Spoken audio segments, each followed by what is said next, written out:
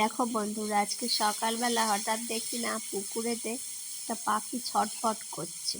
তারপর তুলে এনে দেখলাম যে পাখিটা একটা সাপ ধরেছে। এদিকে সাপটাও পাখিটাকে ভালো করে পেঁচিয়ে জড়িয়ে ধরে আছে।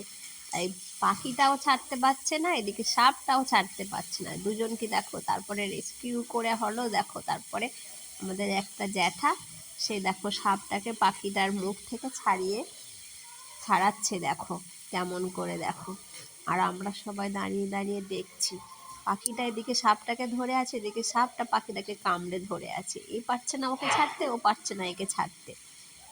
অনেক চেষ্টা করা হচ্ছে, জ্যাঠাটা অনেক চেষ্টা করা হচ্ছে। দেখো অনেক চেষ্টা করছে, করে লাস্ট অবধি অনেকটা ছাড়িয়েছে। দেখো পাখিটাও জখম হয়ে গেছে, ওদিকে সাপটাও জখম হয়ে গেছে।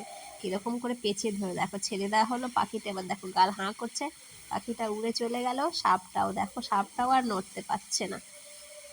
কেমন